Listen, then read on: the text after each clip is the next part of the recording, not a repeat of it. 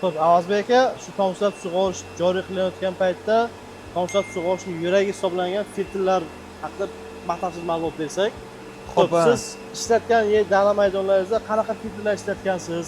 O'g'it boshqalari bor bularni, 1 tonnalik, nержавейкalik, plastmassiviy, temirli, shular haqida qisqacha ma'lumot bera olasizmi? Filtrning sistema tomchilab sug'orishda asosiy e'tibor berish kerak bo'lgan narsalar bular. Misol men juda xursand bo'ldim, sizlarda o'zlaringdan anchadan beri ishlab chiqariladi.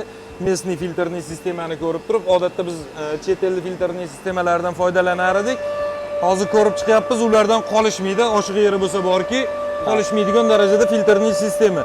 Bu avtomat sistema ekan, o'zini o'zi tozalaydi.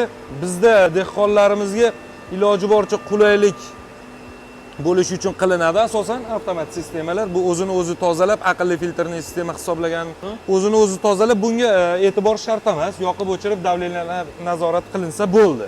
O'zini miyasi bor. Ha, o'zini miyasi bor, vaqtiga qarab o'zini o'zi tozalab turadi, davleniyalar nazorat qilib.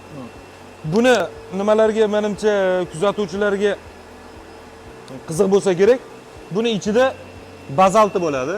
O'zini ma'lum diametrga ega bo'lgan toshlari bo'ladi. Uni pastida qo'ziqorin filtrlari bor. Bu ko'pchilik o'ylaydi faqat bochka, suv yig'adigan bochka deb o'ylaydi. Ichini ko'rmagan odam.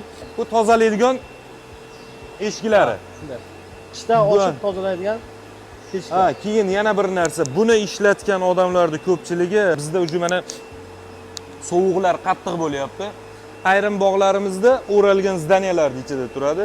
Ayrim joylarda ochiq maydonlarda ham qoladi bu. Shuni aytib o'tib ketish kerak deb o'yladim. Tagida suv bo'shatadigan joylari bo'ladi hammasida. Buni ochish kerak. Qishda har doim ichi bo'sh holatda turish kerak. Sababi muzlab yorilishini oldini oladi, uzoqroq xizmat qilib beradi dehqonlarimizga. Demak, qishda ichida umuman gram ham suv qolmasligi. Suv qoldirmaslik kerak. Pastda endi men o'zimni tilimda kanalizatsionniy kranlar deyman. Bularni ochib, suv nasosimizda ham bitta xodda bo'ladi, suv to'kib tashlash uchun. Uni ham ochib, imkon qadar ichida suv qolgizmasligimiz kerak. Sababi buni ayrim yerlari plastmassa joylari bor. Mana bu yil bizda Farg'onada -12, -13 gradusgacha sovuq kuzatildi. Meni o'zimda bo'lgan narsa, e'tiborsizligim oqibatida suv nasosimi korpusi yorildi. Bu dehqonga qanchadir hisoblanganda qanchadir summa zarar. Ma'lumot o'rnida aytib ketsak yaxshi bo'ladi. Bu ikki bosqichli filtrning sistema hisoblanadi. Bazalt, bu jabrali filtrimiz. Diskli filtrimiz 130 mikronlik ekan. Bu bog'lar uchun, ekinlar uchun eng qulay variant deb o'ylayman men. Xo'p.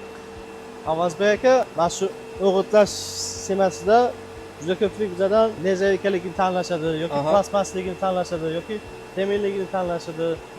Nimalarga qarab shu turlanadi shular? Xo'p aka, dori bochkalarimizni tanlashda bular eng byudjetli, kichkina yerlarga bu ishlatishimiz. Bu o'zida hech qanaqa nasosi bo'lmaydi bu filtrning sistemamizni. Filtrning sistemani oldiga qo'yilgan motorning quvvati bilan ishlaydigan filtr nimamiz, dori yo'mqisimiz.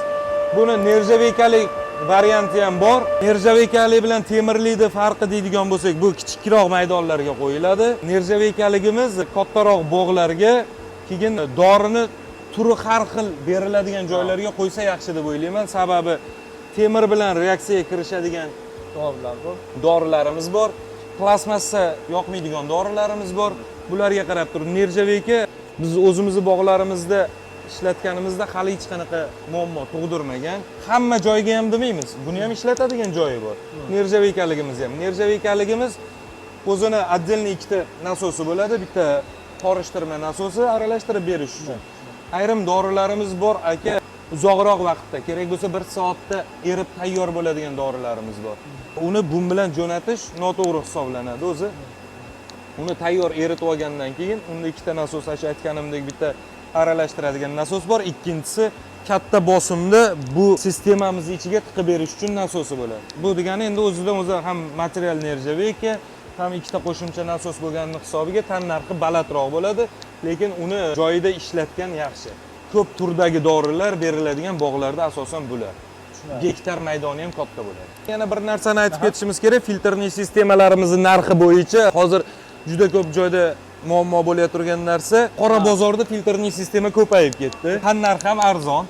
Buni kerak bo'lsa 2-3 baravariga arzon. Shunday. Lekin bularda bitta narsa bor. Hozir aytganingizdek, sizlarda to'liq servis, zapchastlar hamma yo'q, Hamma yetarlicha topsa bo'ladi. Ularda faqat bir komplekt kelgan bo'ldi, zapchast boshqa topa olmaysiz. Garantiya hech kim bera olmaydi unga. Sababi fermer uni o'zi ishlab chiqarmagan yo boshqa qilmagan.